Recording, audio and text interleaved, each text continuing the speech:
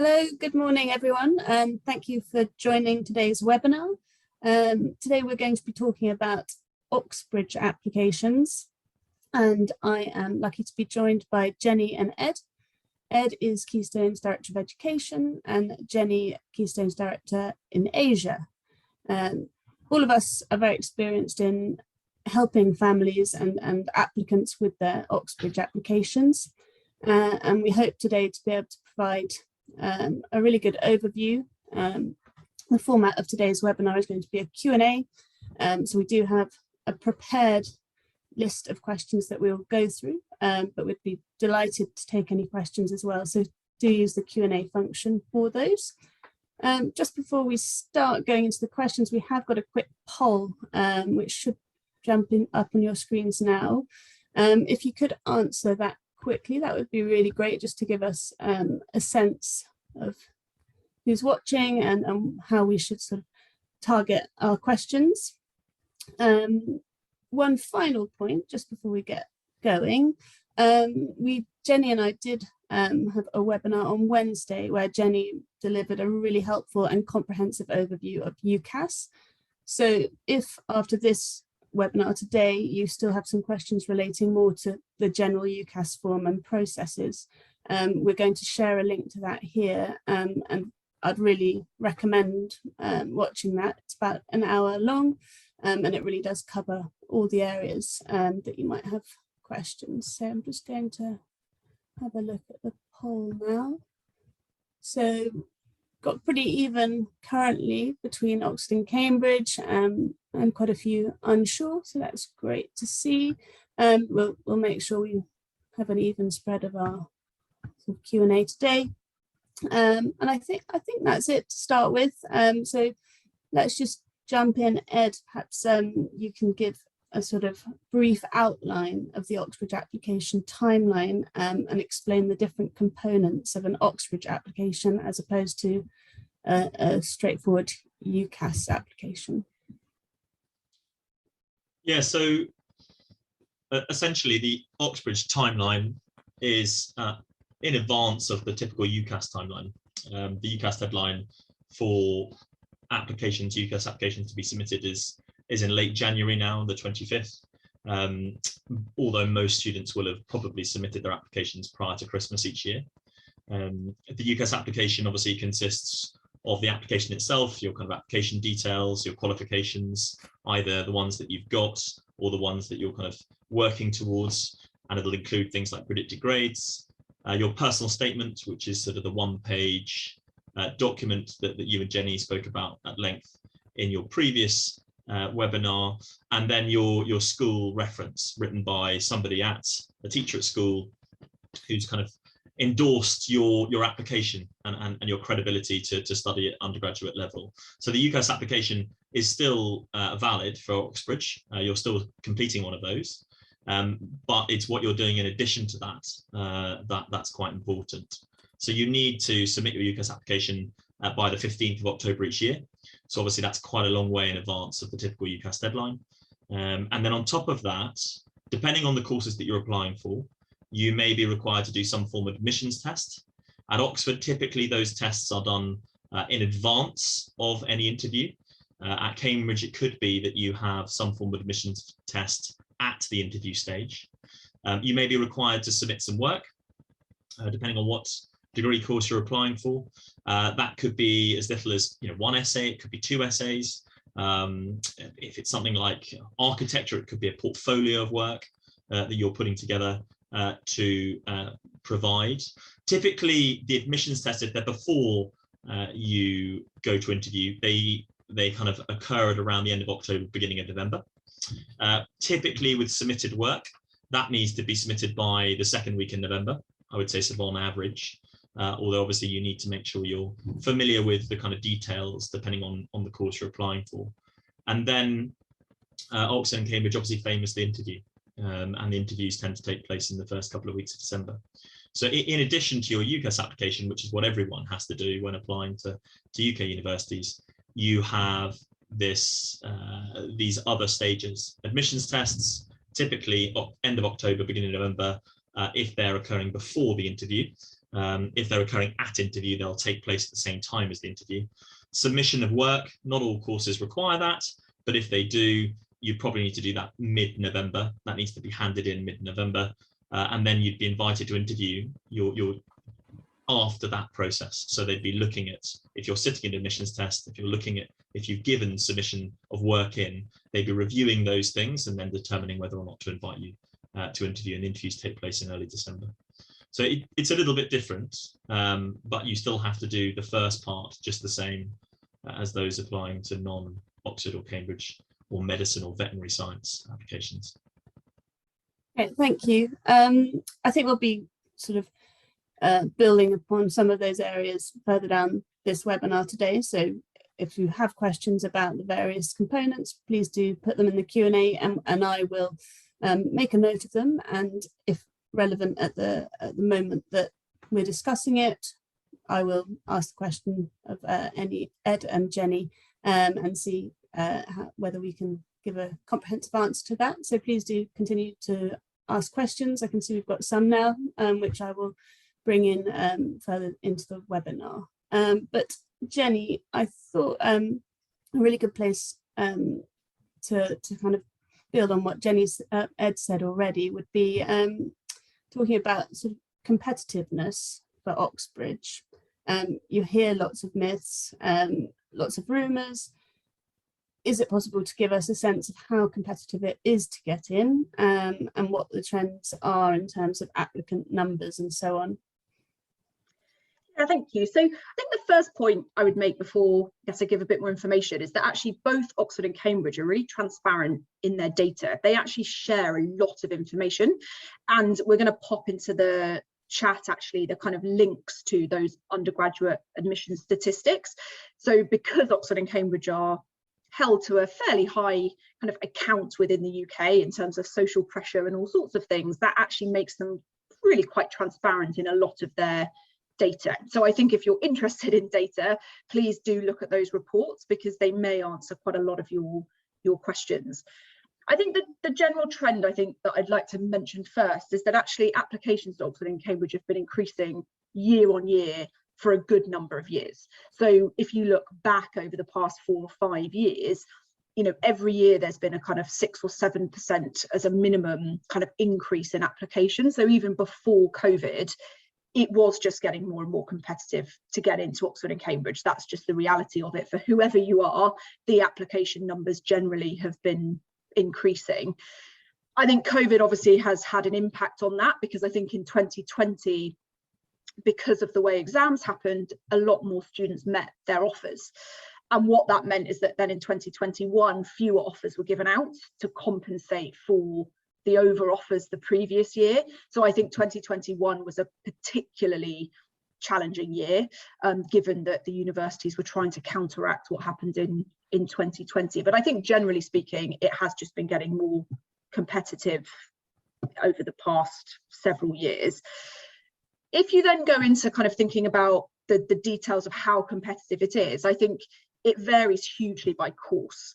So when you look at the statistics, which again you could look at in the reports that we've shared, you know, there are courses that the most competitive courses, which at Oxford would be kind of economics and management, and at Cambridge at the moment that's computer science. You know, those have success rates of kind of 6, 7, 8%, which is low, whereas then you can get success rates of up to say 50% for things like classics and music and subjects like that. So it really does vary course by course. And I think the final thing I would just mention about general competitiveness is that I think often people look at the Oxbridge success rates. I've had this comment a lot from families where they'll say, oh, 20%, that's great. You know, they think that actually the success rate is going to be lower than that because they're comparing it, for example, to the US or other universities. But because of the way that UCAS works, you can only apply to 5 universities, and only one of those can be Oxford or Cambridge. So they've actually restricted the number of people that probably would apply by the nature of the UCAS system. So just because the success rates look, I think, you know, Harvard is like 4%, by no means does that make Oxford or Cambridge much easier. It's a nature of the way the application systems work that that the numbers of applicants are limited. So yeah, it's worth just bearing that in mind when you're kind of looking at them more generally. Brilliant, thank you. Ed, perhaps we could move on to sort of the question we asked a lot, which is admissions numbers for state versus independent schools. It's a question that lots of parents have been asking us recently. There's been a huge amount in the press about it. Would you be able to share some insight from your perspective? I think really just to follow on from Jenny, I mean, they publish all of these statistics, so you can very clearly see, and I think we're going to share some links with you where you can find that information. You can find out where applicants go to school, and where that group of, the success rates of those particular applicants, whether it be state, independent, or other typically is international schools, typically, not always, but it's typically international schools. So you can look at that data, and you can look at that data year on year on year, so you can see the relative competitiveness of that. Obviously, I guess the question is a broader national one, and I would suggest the universities are kind of responding to that by potentially the statistics of state educated students getting into Oxford and Cambridge is increasing, and if you look back on the data, you'll see that is the case. I guess the questions that we then get is, is it more difficult if you're applying from independent school? I think that probably is the case, and the data would probably support that. I guess what I would encourage people who are thinking about applying to Oxford or Cambridge to think about is more about whether or not that's the right university for them to apply to. I mean, you can get drawn into statistics, and as we all know, we can use numbers in lots of different ways. I think I would rather be trying to determine whether Oxford or Cambridge is the right place for me to go to university, and then making sure that I'm preparing appropriately. I think you can obviously take into consideration these statistics when thinking about your application, whether that be something like college choice, course choice, as Jenny's mentioned, there is great variability. And of course, a lot of this data is shared, so you can take that into consideration, even at college level, for example. So the percentage of state versus independent versus international, students at a college, that information is freely available. So you could take that into consideration. And of course, as many parents may well know, if they don't, I'm sure it will be published again this year. Places like the Telegraph, publications like the Telegraph, publish data on, the most successful sort of independent schools to apply to Oxford and Cambridge over the last couple of years, which colleges are potentially accept the most number of independent school educated children. So there is data out there, and it is pretty transparent, so you can look at it. One other point I think that would be worth mentioning is that when you apply to Oxford or Cambridge, your application is reviewed and then sort of graded.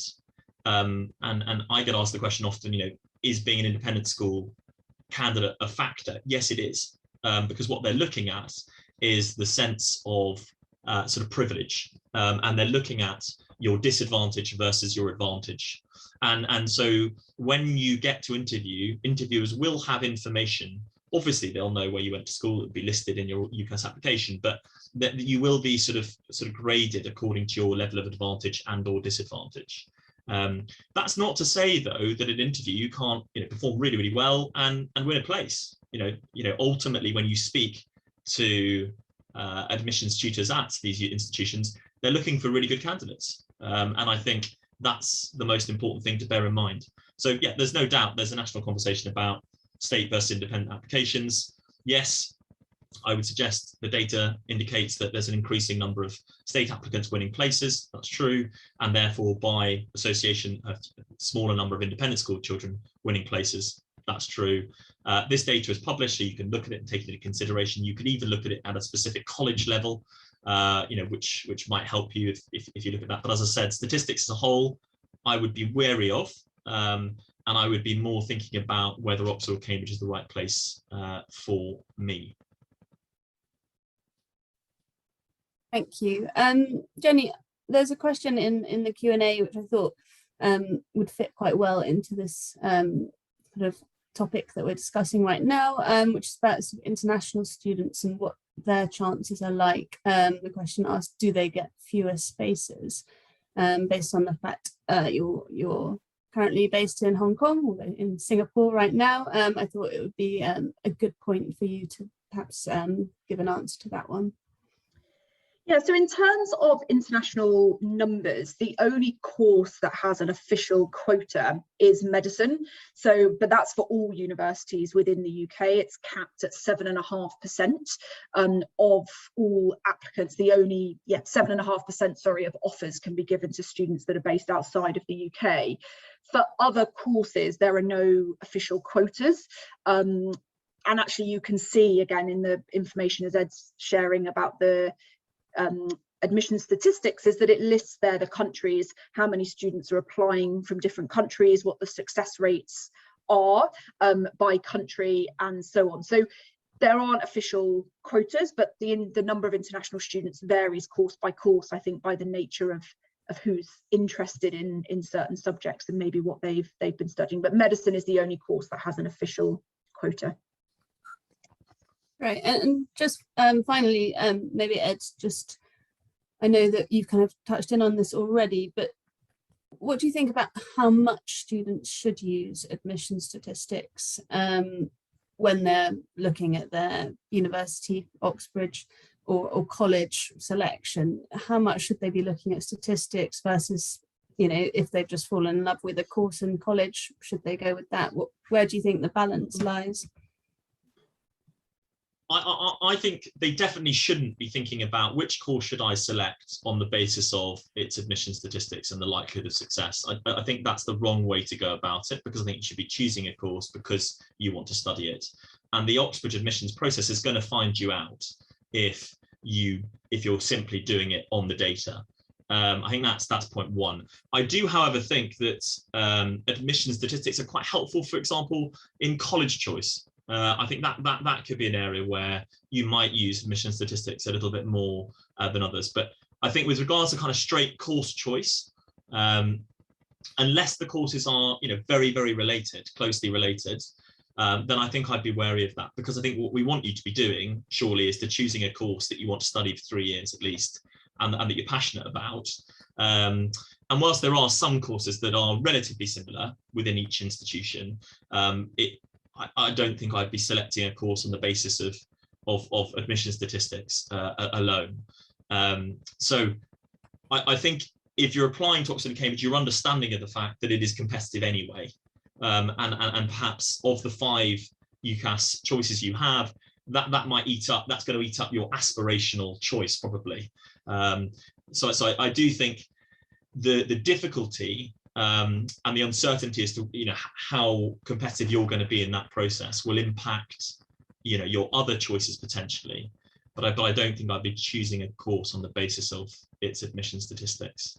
I think, however, I might use statistics, and I think I'm going to talk about this later on in the college choice process. I think just to add to that, I think, Ed, your point about if courses are similar, and I always think history, for example, at Oxford, I think is a good example here, where you can do pure history, you can do history and politics, or you can do history and economics, and the success rate for history is double that of the other two. You know, those combined courses are much more competitive.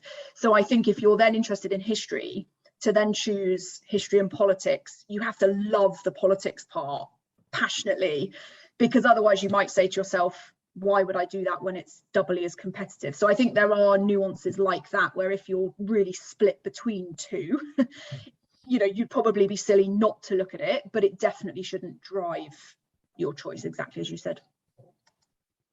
Thank you. We've had quite a few questions in the Q&A already, one of which I answered on there, but about how the UCAS application works in terms of your grades, and whether they're looking at predictions and whether you have to state all of your GCSE grades on the form. Jenny, might you be able to kind of give a brief overview about that? I know we've discussed it a lot on Wednesday, so for people that really want to delve into it further, definitely watch Wednesday's recording, but also just to give people a sense about how they can boost their A-level or IB predictions and the school reference as well? Yeah, so I think A-level and IB predictions are really important within an Oxbridge application. It gives that element of academic ability. But I think which we'll come on to talk about the admissions assessments, I also think because a lot of Oxbridge courses have that admissions assessment, arguably they also have their own data, which let's say somewhere like LSE wouldn't have. So they are important, but if they are also assessing you an admissions assessment and an interview, you do have the opportunity there to shine. However, when you look at the statistics, the vast majority of successful applicants have got the best A-level and IB grades. That's just the reality of it. So I think, yeah, in terms of getting them as good as they can be, is kind of working hard at school, really, doing your very best, communicating with teachers. I think for your reference is really important, you know, keeping teachers up to date on what you're doing. If you've done some work experience, if you've done other experiences, your teacher might not know about those. So I think open lines of communication with whoever your university counsellor is will just make sure that they're fully aware of everything that you're doing, and therefore your reference, you know, can show you in the best light. I think another thing I just touch on quickly is GCSE grades. And again, we talked about this a little bit in the webinar on Wednesday, because again, that comes up a lot. Again, if you've taken GCSEs, of course, they are going to be part of that process. You know, they're on your UCAS form, the universities can look at those. You know, both Oxford and Cambridge say that this is part of the process. They do look at them, but actually they are more interested in A-level, IB and their own admissions tests. But again, the best Oxbridge candidates really do have almost straight 9s at GCSE. So that might be a conversation with yourself, as Ed said before. You know, if you don't have those stellar grades, ultimately this is a competition, so you may not be as competitive, but equally there are students that for some reason haven't done so well at GCSE that, you know, power through and actually do very well. If you haven't done GCSEs, would just be my final quick point, because again, as international students, that's what we're asked about a lot. Again, both universities will say you do not have to have GCSEs, it's not a prerequisite. But that said, the competitive nature of Oxbridge means that I am seeing a significant increase in the number of students who are taking GCSEs privately, just so that they have data to put on their UCAS form, because otherwise when you're applying, all you have is your predicted A-level and IB grades, and there's no real data, whereas GCSEs is genuine data that you already have. So yeah, there's a whole other thing there about your profile and GCSEs that I could talk about forever. So I'm very happy to have conversations with people about that. But yeah, in a nutshell, they are considered, but they're not the be all and end all. I just, if I can add one more thing, just to build on a point that Jenny makes about communication with your teachers. I think this is particularly addressed to those that are applying from an international background, and those that perhaps aren't you know, maybe right at the top of their year, but perhaps close to it. I think having worked on the other side of the fence, like Jenny has as a teacher, I think if you get early indication that someone has intention to apply for Oxford or Cambridge, that's really very helpful. Because obviously as you're working through your A-level or IB process, it may be that yes, your long-term predicted grades are let's say AAA and you need A-star AA. I think if you're indicating quite early on to your teachers that, you know, actually you'd really like to kind of lift a grade, I think that can be very, very helpful, because you can start to have communication with them about, you know, what's needed and by when, because ultimately they need to back up your intention to want to apply, because obviously if your predicted grades don't match those of the courses you're applying for, that's problematic. And obviously if you're an international student, obviously it may not be typical for students to be applying to Oxford or Cambridge. So giving them, again, that very early indication, this is something that you want to be doing. What's early? I would suggest probably around now, January, February time in year 12, you might start thinking about that if you happen to have got your head around it, sort of the springtime. And that's giving them plenty of time, because you're probably going to have end of year examinations, which are going to indicate perhaps predicted grades. You might have examinations at the beginning of your final year, which again would lead into predicted grades. So I think definitely if you're a sort of slightly more marginal candidate, but you have high aspirations, you know, I think the earlier you can indicate this is something that you want to be doing, I think the better, because I think that allows then your teachers to help you to work towards these things, but also to manage your expectations with regards to what is and isn't possible in the time frame that you've got. Brilliant, thank you. Jenny, I thought there's just one question in the chat which I think will be fairly quick to answer, but is sort of relevant to this area of our discussion. It's just a question regarding IB versus A-level, whether there's a sort of preference from Oxbridge as to which curriculum they are likely to offer. In short, no. You know, it's very clearly stated that they accept both A-levels and IB. It's kind of on all of the courses you will see the requirements for both A-levels and IB, and they're both qualifications that they're very familiar with. I guess the only point I would make is that with A-levels, often the subjects are going into greater depth. So, for example, courses that require maths at A-level often will show a preference, for example, for further maths as well. And that maths is taking you way beyond what you would do at higher level IB maths. So in that sense, you could say that then actually if you had to take a maths aptitude test, for example, arguably you could do better in that test because you've done maths and further maths at A-level, and therefore your maths is better than it might be for IB. So I think there is a potential argument for that, but equally you can be doing a lot of that prep yourself. There are lots of excellent IB candidates who do very well in the maths test, but I think to some extent, if the knowledge is very specific to a course, A-levels potentially give you greater depth, but in terms of how they view them in terms of your application, I think they're very much of equal value. Great, thank you.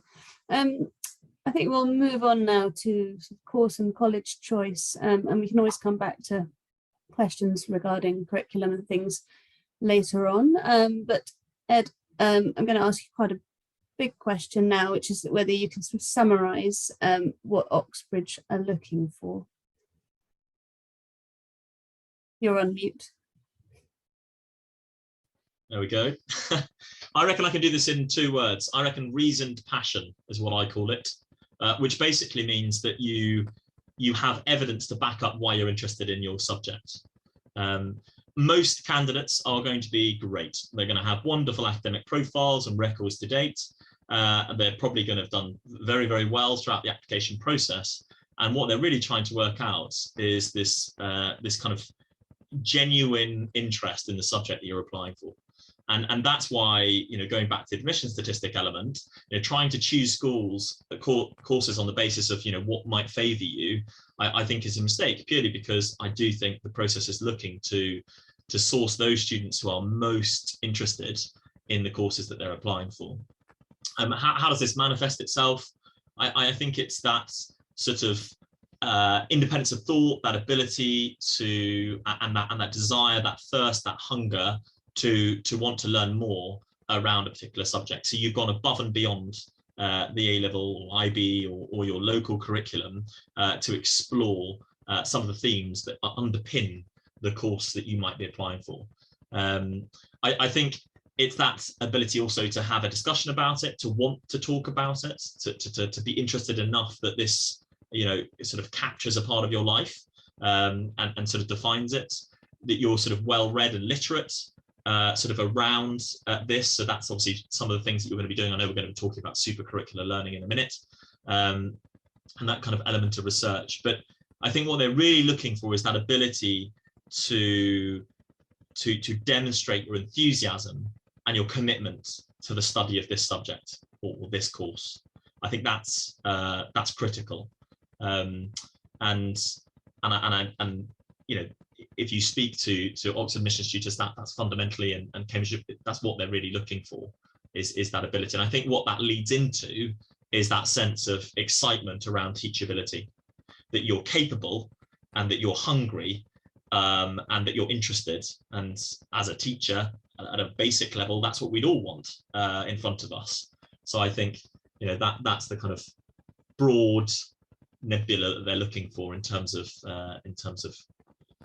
you know, what a candidate needs to manifest. Great, thank you. And just keep it on you, Ed.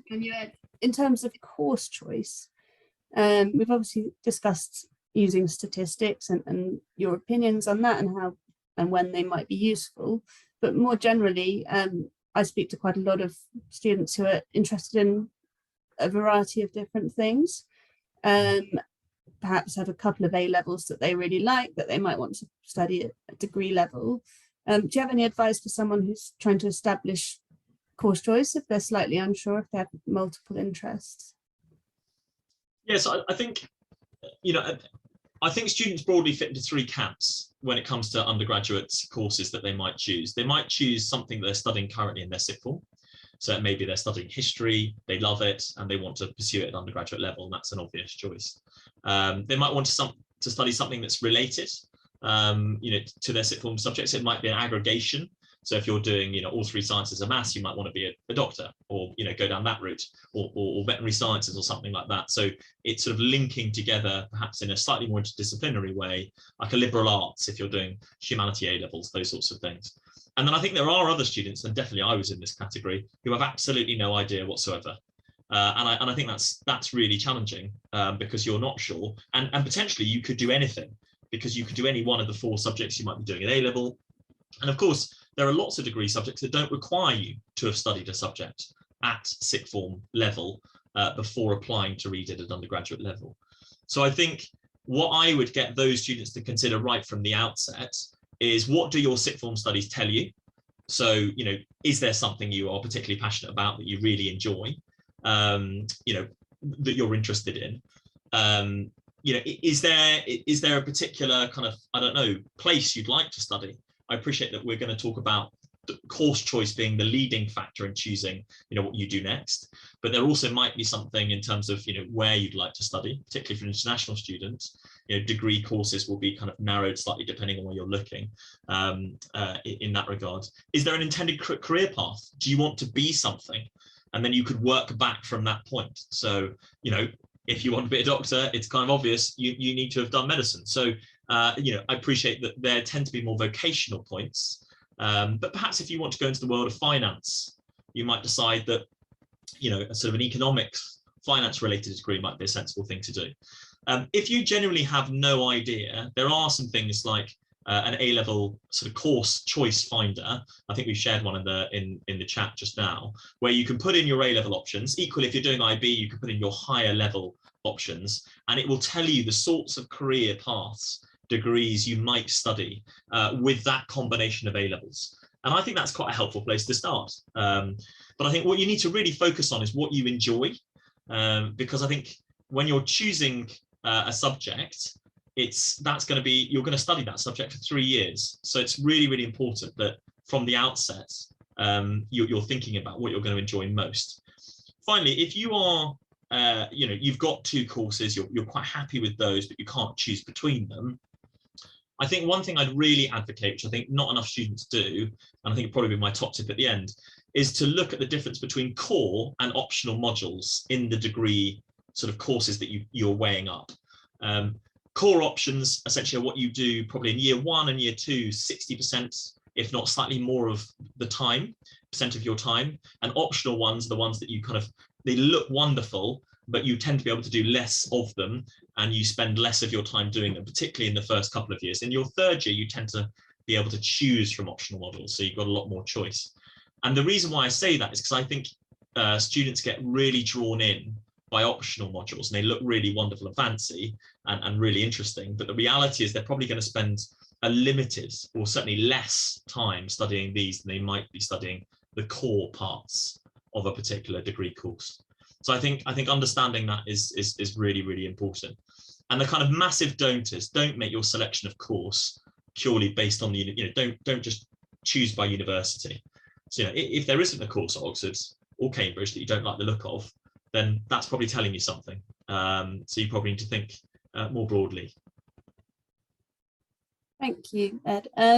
Jenny, perhaps you could just give us a kind of sense of how you advise students when they're trying to choose between Oxford or Cambridge. Yeah, so the first thing is that not all courses are offered at both universities. So the number of courses at both are actually fairly narrow if you compare it to, again, like a UCL, which has, you know, hundreds of different courses. Oxford and Cambridge just don't have that. So I think the first thing is you may not have the course. Like I saw a question in the chat actually about economics and how would you decide? Well, Oxford doesn't offer pure economics as a course. You would have to do economics and management. So if you didn't like the management side, then Cambridge would be your answer. So I think the first thing is the course there? You know, PPE, for example, famous Oxford course, similar one at Cambridge, but not the same. So that's your first thing, is your course even there? I think if they offer both, so things like history, law that are offered at both, I think back to what Ed was saying, look at what those courses actually involve. The modules for history are going to be different at those universities. So which ones are of more interest to you? What's the assessment like? When are there exams? How many essays do you have to write? Things like that. It does vary between the two universities. And so you need to think about which one suits your interests, but also which one suits your kind of learning style. Another kind of slightly more cynical way of looking at it, I guess, is also what the admissions test is. So history is an example where the admissions test is different for Oxford and Cambridge. Which one of those might suit you better? You know, some people have different skill sets. It might be that one you think you will do better in than the other, but I think that's a kind of fairly late thing to consider. You probably will be driven by the modules, the assessments, and so on. And I think the final point I would make, which is probably maybe a little bit fluffy, is also the city, so, or the town. You know, if you have the opportunity to visit, you know, Oxford's a much bigger place than Cambridge. You know, Oxford is a city with a university in it, whereas Cambridge is a university with a little bit of town around the outside, and by nature, therefore, they're quite different places. So if you have specific extracurriculars that you want to continue with, you know, Cambridge may not have as much of that as Oxford does, but lots of people like the small town feel of Cambridge. So that's a kind of, again, a final thing to consider if you're really stuck. But if you can visit them both, you probably would get a feeling from them as places in terms of which you might prefer to live in. Right, thank you, Jenny. Ed, I just wanted to move on to college selection and open applications. I think it's an area that is quite intimidating to a lot of people who are considering Oxford and Cambridge. So just be great to get an idea from you about how applicants can start thinking about colleges and whether it's a good idea to make an open application or to go direct to a college. Yeah, so as you alluded to, there are two options. You can make a direct application, which is where you select your preferred college, at which obviously you want to study your degree. That doesn't necessarily mean that just because you've applied there that you would end up being offered a place by that college, and we can talk a little bit more about that in a minute. The alternative option is you submit what's called an open application, which means that once all applications are in, you would be sort of assigned a college that has relatively fewer applications compared to, you know, the whole college list as a whole. So those are kind of two mechanisms by which you can apply. Some people choose open application on the basis that they don't really have a strong preference, they haven't been able to visit, you know, those kinds of elements, whereas some people choose a direct application because, you know, they generally have visited, they may have some sort of connection, they may know other people who've applied, been, and really enjoyed that college experience. So there are different reasons why you might choose one over the other.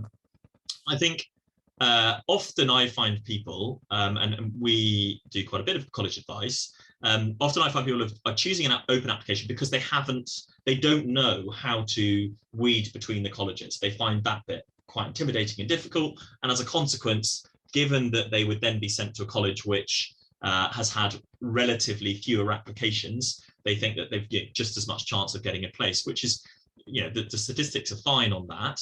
But I guess the only issue is that you don't then have control over where you would get offered a place. And that can be, to some people, a little bit perturbing. So with regards to kind of making a direct application, how you would do that, I think what's quite important is to think about these sorts of things. The college size. So a small college would be perhaps, you know, 400 less. A big college could be probably pretty close to 1,000, maybe 800, 900, something like that. Accommodation, can they offer it to you for the first year, the second year, and the third year, so the whole way through? Some colleges can't do that. Accommodation, where is it? So some colleges have lovely, you know, lots of people go to Oxford and Cambridge and think, God, it's going to be the Harry Potter experience. I'm going to be sat in these cloisters, you know, enjoying it all. It's going to be, you know, wonderful aesthetics, great. But actually, it turns out that the first year accommodation is a 5-minute walk away in a prefab new block. So I think thinking about that is quite important. The number of undergraduates doing your subject in your year in your college, I think, is a really key feature. We'll talk about that in a bit more. There's lots of data on whether percentage male versus female, and indeed there are some famous colleges which are only female only. So that's a point to take into consideration. That might be something that you think about in terms of the atmosphere, the environment that you want to learn in. State versus independent, we've talked about this, and international. There's metrics on that, so you could look at that in terms of choosing between colleges. Academic ranking of the college. I don't know how many of you are familiar with it, but each college, Oxford and Cambridge, they rank the colleges on the percentage of undergraduates that achieve a first year on year. It's called the Norrington table at Oxford and the Tompkins table at Cambridge. And colleges, you know, they sort of compete against each other to try and get more first. Now, how does that impact the experience? It probably makes, I would say, in the top 5 colleges in either table, consistently, I do think the edge there from the kind of the dons, the professors that work in there, there's a bit more drive, it's a bit more relentless, and so that is a factor that's worth taking into consideration. Of course, if you're going to go to Oxford or Cambridge anyway, you're probably cognizant of the fact that you are going to be worked pretty hard. So the question is whether you thrive in that bit more pressure, maybe, environment. There are college admission statistics that we've already explained to you by college and degree type that you can look at in both Oxford and Cambridge. And there's also things like extracurricular strength. So some of you might be chorally interested, music. Some colleges have particular music strengths compared to others. Some are particularly sporty. You know, so they have slight nuances, which I think is worth kind of factoring in. I think the 2 big ones for me, though, are the number of undergraduates doing your subject in your year. And the reason for that is that's your immediate support network. Those are the people who you are going to kind of grow with over the course of the first, you know, at least the first year, if not the whole course. Big colleges, in terms of intakes, might be as many as 10 or 10 plus. Small colleges in a course might be as few as sort of 2 or 3. So if you're applying to college with 2 or 3, I just do worry, you know, what happens if you don't like the other 2 or 3 people that are there? That's going to really greatly shape your experience. So we tend to recommend applying to colleges perhaps in the middle ground, around 5 or 6 students at least, you know, per year. And I think the other factor is just a really practical one, which is, you know, which college can accommodate you throughout the whole period. I think that's quite an important thing, particularly if you really want to get embedded within college life and don't want to live outside of college. It's important to note that very few colleges let first years live outside of college. So I've had a few of those questions from international families before. So that's a factor to take into consideration. In terms of the support that you've got out there, you've got to see people like ourselves, but equally the college websites are full of information about their accommodation, about the kind of, you know, what it's like to be a student there. They've got links into their student union, you know, college unions with, you know, the social life, the sport, the music, the extracurriculars and all of that. Virtual tours, lots of colleges now, due to the pandemic, offer those. There's college success rate data released by both institutions, Oxford and Cambridge, so you could use that data when thinking about the sorts of colleges you might apply for. I mentioned to you about the Telegraph data looking at independent school success rate to particular colleges, Oxford and Cambridge. That might be data you look at. And the one final one, which we're going to share some links to, which I think are really, really good, are the alternative prospectuses, both at Oxford and Cambridge. These are college profiles written by current students on their college and what it's like. And that's from the accommodation to the food, to the sort of social scene, to the sport, the extracurriculars. It gives you a real sense of what college life is like. So a whistle-stop tour there have lots of things to take into consideration, and the difference between an open and a direct application. But I often find that people they choose open because they just don't know how to start to sort between the colleges. And I think that's a factor. One final point is not every college offers every course. So it's worth noting that where your place to start from would be look at the course application page, and then from there you'll find a link through to the colleges that offer your course. And then at that point, you can start to whittle them down using some of the categories and factors that I've mentioned. Thank you, Ed. Jenny, I thought that going back to what Ed said about what they're looking for, reason, passion, clearly wider reading and enrichment are fundamental to preparation for an Oxbridge application. What are your recommendations? Where should students start to look for material and things to build this enrichment? What would you recommend? So the first thing I would do is actually look at an excellent blog that Ed wrote that will be posted in the chat, because actually that very clearly explains the importance of what we would describe as supercurricular learning, which essentially is kind of things beyond your syllabus at school, but within the kind of course that you're looking at university. So the blog goes through why it's important, and also has lots of really great places to start. You know, both Oxford and Cambridge have their own resource lists for prospective students, so those are also great places to start for kind of general recommendations. But then within that blog, we've got examples of things like essay competitions and work experience and all of that kind of stuff. And I think supercurricular learning is really important because it shows the universities that you genuinely are really interested and you've made the effort to kind of look into it. And I think my top tip would always be about supercurricular learning. I think it's underestimated and underused. And actually, if you spend your time doing that, it will firstly tell you whether it's the course for you, because if you hate what you're reading and watching, you probably picked the wrong subject. And then I think secondly, it helps with that wider enrichment, which is also going to help you if you get invited to interview as well. So yeah, very, very important. And most of that information is all in that blog. So I would read that thoroughly after today, because I think that would be of great help to you. Perfect. And just a quick one. I'm aware that our time is going incredibly fast, but I thought it'd be useful, Jenny, if you could just give a quick kind of sense of how a candidate can prepare for an admissions assessment. Where should they look for information about what is contained in the assessment and so on? And then we'll move on to personal statements. Yeah, so again, as I said before, both Oxford and Cambridge share an awful lot of information about the admissions assessments. So your first port of call is the kind of the admissions page for the course that you're looking at. And on there will be links to whether you even need to take an admissions assessment. And if you do, what is it? What's the format? What's the structure? There'll be past papers and so on. So they share an awful lot. So please make sure you use that. I'm always amazed by how many students haven't even looked at it, and there's so much there to help you. And I think the first thing is always to familiarize yourself with what on earth they're going to be asking you to do. You know, is it content-based, like science that you've done at school and actually you've done half it already? Great. Is it law, where actually it's more about your potential and your reasoning ability? And I think kind of trying to work out fairly early on how you might cope with the assessment is quite important. And if you need help, getting help. Your schools will be a great place to start. So teachers, university counsellors that might be able to help you with that. Equally, obviously, you know, we have tutors that help students with these tests every year, but I do think the key is starting early and looking at it and making a judgment call, because they're hard. They're designed to be hard, to challenge students, and I think they sometimes are a little bit underestimated, but there's a lot of information out there. So I think starting point, look at what's there, and then if you feel you need support, asking for that early from school or external help if needed. Brilliant, thank you.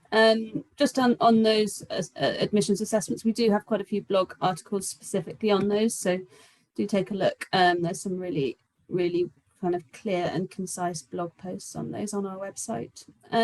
Ed, personal statements always come up a lot when we talk about UCAS, and particularly when it comes to Oxbridge applications. Would you be able to give us a sense of what an Oxbridge personal statement looks like, and any tips that you have about starting to draft that personal statement? Sure. I mean, I guess personal statements are quite contentious. They've been in the news quite recently. It looks like the Universities Minister is going to overhaul these with UCAS. So for how long they remain as they are, that'll be interesting to see. A personal statement essentially is a 1-page, 4,000 character, 47-line document in which a student basically explains why they're applying for this course, why they think they're suitable for it, what their current studies show in terms of the relevance to choosing this course, and what they've done above and beyond that, that again links to their decision to apply to this course. So it's an academic document in which you're essentially spending at least 75% of the time focusing on sort of academic content in relation to why you've chosen to study your chosen course. In a normal personal statement, there would also then be 25% of the time that might look at extracurricular activities, the things that you've done more broadly at school and potentially outside of school, the skills that you've developed that might be relevant to general university level study. Oxford and Cambridge are less interested in those extracurricular aspects if they don't link back directly to the course.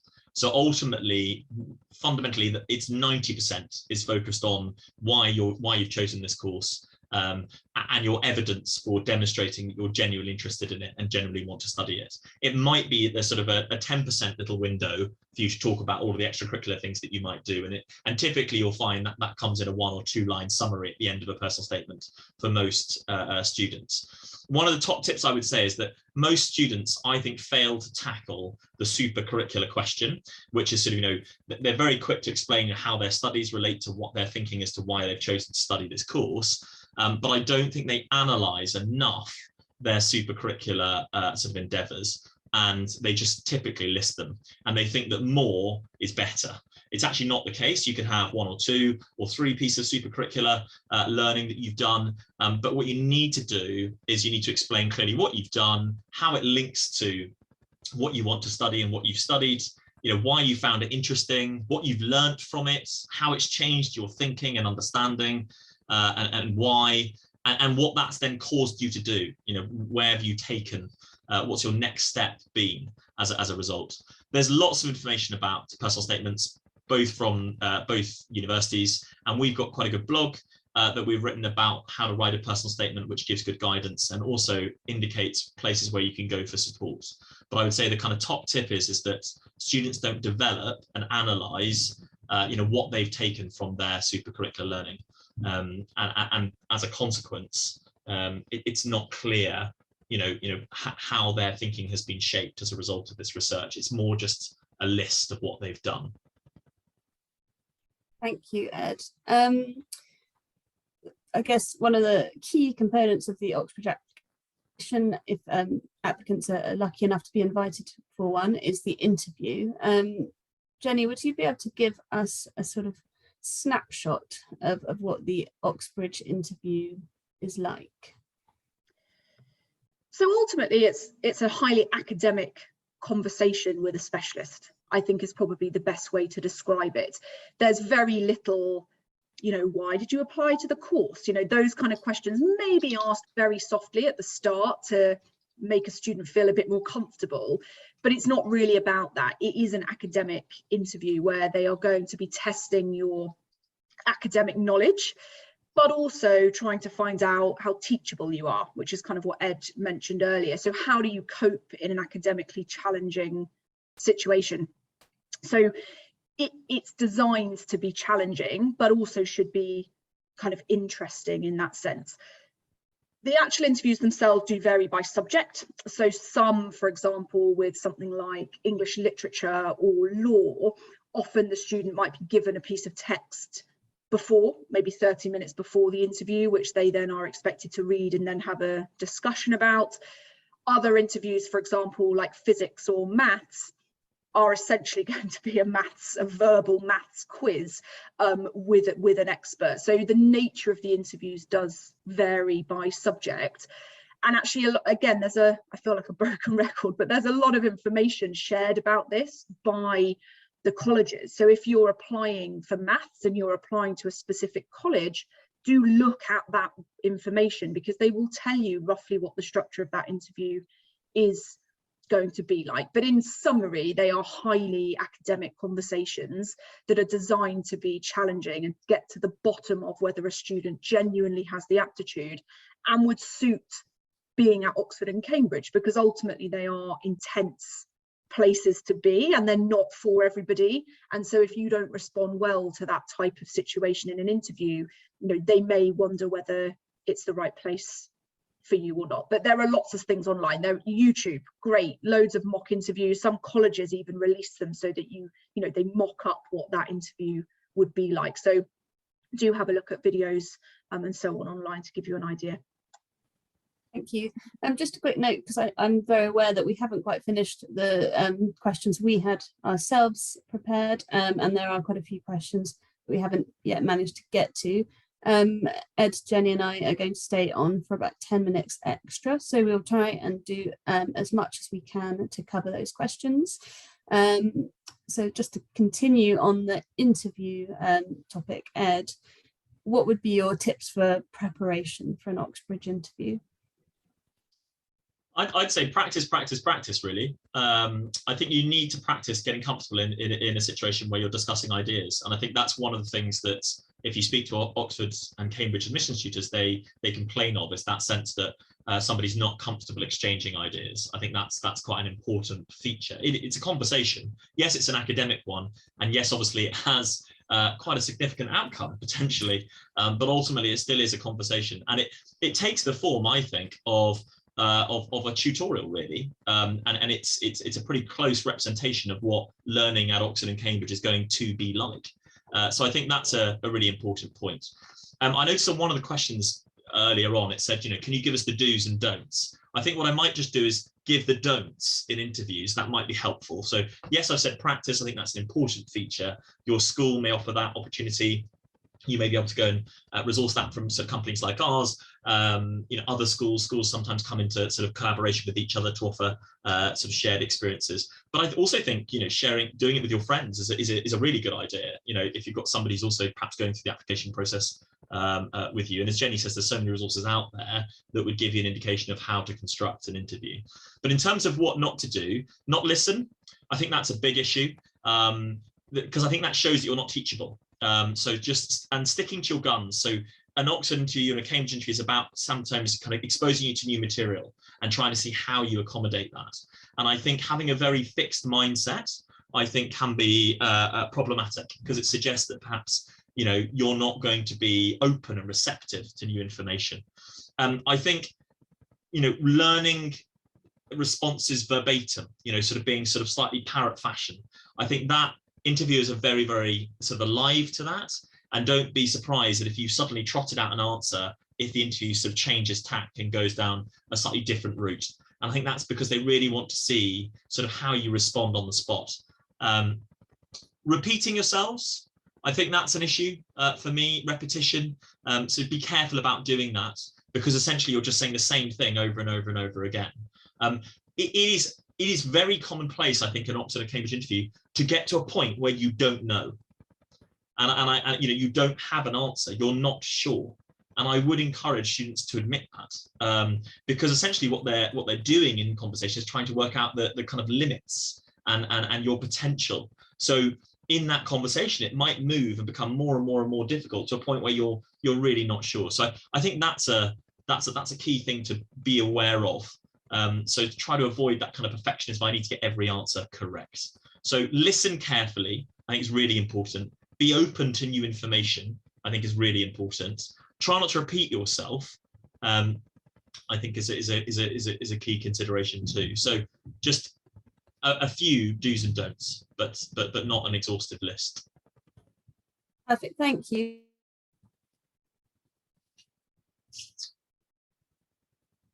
I think Harriet may have gone, Jenny.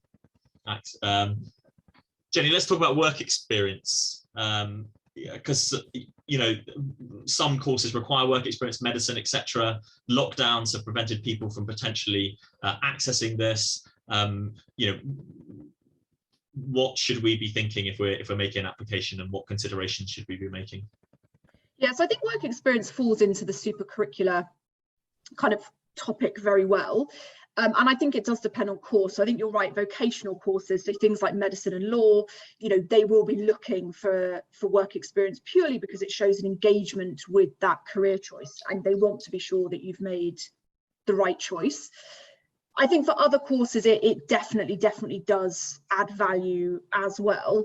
And I think it can be hard to find during COVID, but I think using resources that you've got, parents, you know, your friends' parents, just explore what industries other people you know are in. And it might be that it's not directly related, you know, computer science, do you know someone that works in that?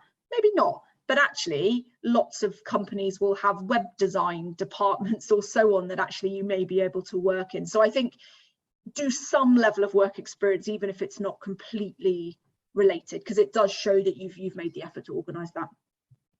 Great. Jenny, I'm going to keep firing questions at you because it's only me and you now. So gap years and deferred entry. This is quite an interesting point. I had a student this year who actually decided to change and go for a deferred entry. How do they view deferred entries, Oxford and Cambridge, and what's your kind of guidance with regards to somebody thinking about that? Yeah, so both universities again will kind of publish information on this and how they view it. I think it does differ by course.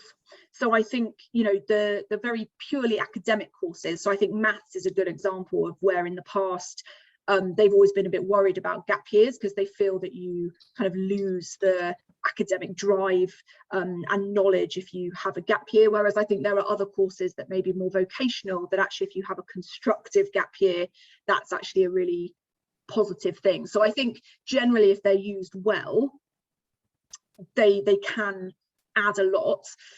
I guess the other point which I think comes to the admissions thing, which I think we were going to move on to, is about kind of reapplying during a gap year. So yeah. I get asked that quite a lot. Didn't get in whilst I was finishing school. Can I reapply? The answer is if you haven't started at another university, absolutely. So if you are genuinely on a gap year, you've taken a year off, you can reapply. There is nothing to stop you doing that. I think I would always apply to a different college or even the other of Oxford and Cambridge if the course is there. I think mentally that helps a student in terms of just getting their head around it. And actually, when you look at the statistics for a lot of courses, if you're reapplying, they're very similar. So the success rates are similar whether you've applied once or twice. The caveat there is that if you have started another undergraduate degree, both Oxford and Cambridge make it very clear that your chances are almost nil unless you have a very, very good reason. And they often will ask your current university to write some sort of letter of support for that. So if you're thinking, oh, I'll just start at another university and see what happens, you just can't really do that, that your chances are very slim. Okay, great. I think it's around, I just happen to know this is a stat for Cambridge, I think around 7% of Cambridge applicants who accepted take a gap year. So it's, I mean, it's, you know, there are a good number of applicants, a good number of people, places awarded each year. So it's a reasonably sizable chunk. And there are some courses, I would say, that almost advocate it in some ways, like engineering. I know they quite like that idea of you spending, if you are going to spend a gap year in industry, I think that can be a real positive sort of thing to talk about in your application, your personal statement. You, of course, in the UCAS application have to point that you're applying to defer. So that's a key thing. Jenny, I'm going to go through the questions if I can, whistle stop tour, and see if you can answer them. I'll chip in if I feel like I can add something too. So repeating a year at school, will that affect your ability to make an application to either Oxford or Cambridge? So I think it depends on whether you've taken the exams already, is my understanding. So I think often if you've already taken your A-levels and you are then resitting, both Oxford and Cambridge don't really like that because they like to see the academic potential the first time round. I guess if you haven't taken your A-levels and maybe for whatever reason you then are resitting, I think it's slightly different, but they would look at your school records. What I would say, if there's any sort of circumstances like that that are odd or different, is that in the reference by your teacher, there is a place to write about extenuating or mitigating circumstances. So I think if there is a reason for why you've done that, you must get the teacher writing your reference to write about that. And I'd always encourage you to speak to the colleges and also the central admissions teams at either university. They're actually really helpful, and they would give you indication based on your personal circumstances. Often they will make you write in because they want to see that to be able to then sort of to reply back in full.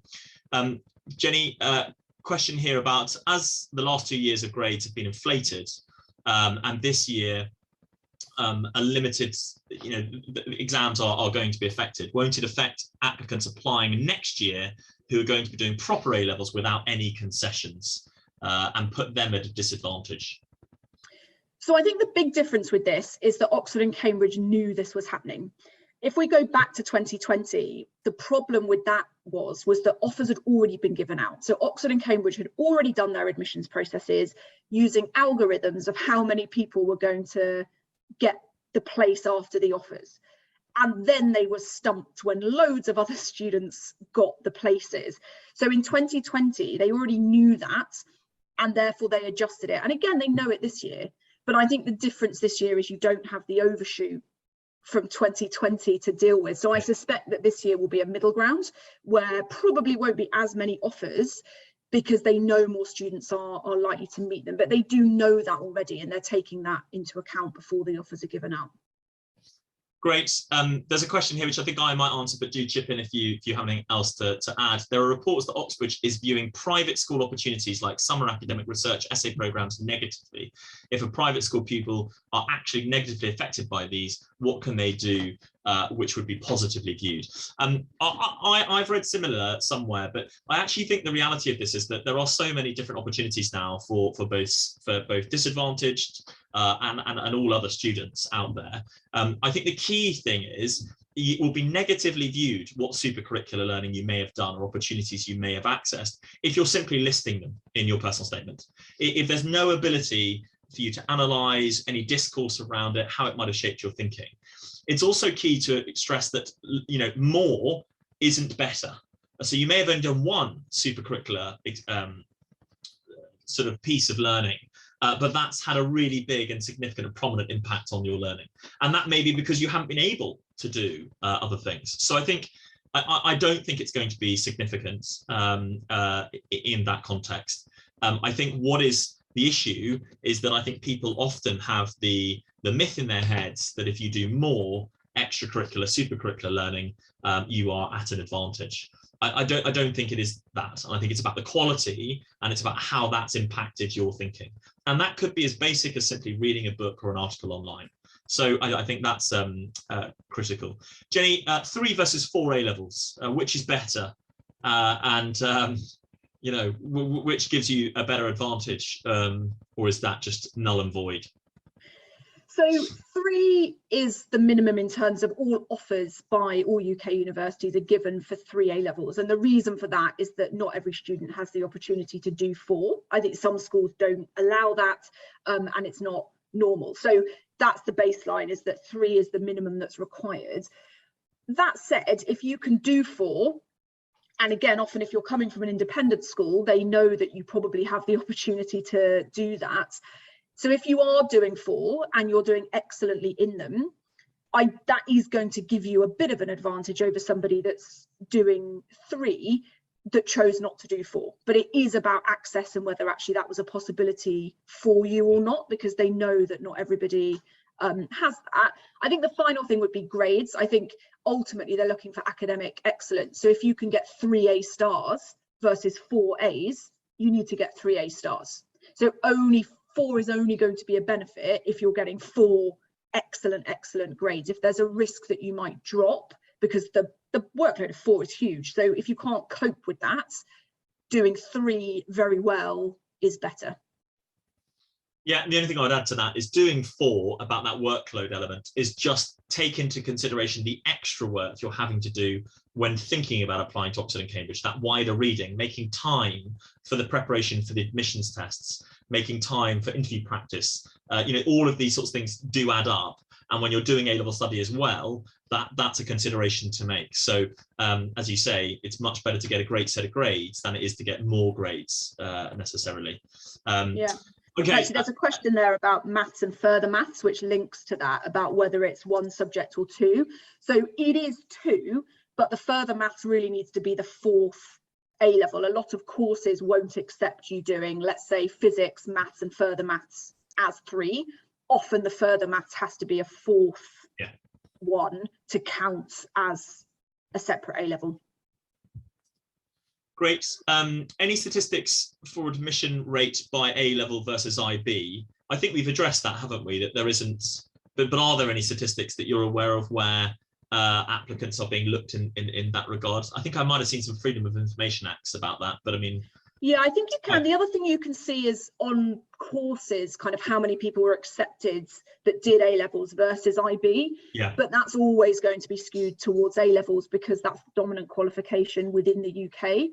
So you can see, you know, within engineering, let's say 20% did IB, but that's not necessarily a success rate. It just tells you amongst the candidates what the spread is. But they are very much viewed equally. So again, it's not going to be the determining factor as to whether you got in or not, because the entrance assessment and the interview is going to override your curriculum quite significantly.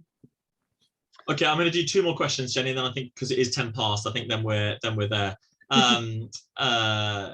When applying to Oxford and Cambridge, does it matter if you went to state, grammar, or independent school? Yeah, so I think we talked obviously about that earlier. I'm not sure whether maybe that person maybe wasn't here earlier, but yeah, we talked about it. I mean, ultimately there's a lot of data about that. I think just on state versus grammar, because they are both state funded, they're kind of in one category in terms of whether you are at an independent school or not, which tends to be the focus. As Ed said earlier, yeah, the numbers of independent students, you know, getting offers is decreasing, but there is a lot of data out there, so you can look at that in the admissions reports to see for your course what that skew is. Sure. And the final question is, does it help if a relative or parent has been to a particular college? I'm going to say that it doesn't really have a bearing. I mean, obviously it's advantageous insofar as your understanding and knowledge potentially, because they may have spent a good amount of time talking to you about college life and how, you know, how the college is set up and constructed, accommodation, things like that. But in terms of that being a competitive advantage, I'm going to bluntly say no on that, purely because the competition for place is so great anyway, that what they're really looking at is somebody's potential with regards to their academics. And you know, whether or not you have a relative or parent who's been there is going to have no bearing sort of whatsoever. Yeah. I think the final point I was just going to make, just based on the questions before we wrap up, is that there's a few questions about the recordings. So for Wednesday's webinar, which was a UCAS general, not Oxbridge specific, but everything else, I've just reshared the link in the chat. So the recording of that is there, so you can watch that. And the recording of this webinar will also be put on our website. So if you're on the blog page and you filter by webinars, there'll be a page called Applying to Oxbridge. It may be there today, depending on how quickly that happens, but it will be there tomorrow. So yeah, you can definitely rewatch and share with anybody, like your children or whoever hasn't had the opportunity to watch today. Great. Thank you, Jenny. Thank you, Harriet. He's not here. I think the storm has cut her power off. If you have any questions, and apologies if we haven't answered all of your questions, there were quite a few, as you might imagine, there will be an opportunity to be able to book in a call with myself, Jenny or Harriet. It's worth noting that Jenny is on an Asian time zone, so that's probably not what you might want to factor that into your consideration with regards to that. But we're delighted to try and answer any of the questions you have and or help and support your child or children making an Oxbridge application, and indeed a wider university application based on our talk on Wednesday. Thanks very much. Apologies for keeping you a little bit longer, but hopefully that was useful. Stay safe, and I hope you don't get blown away by the weather, and we look forward to seeing you next time. Thank you. Bye-bye.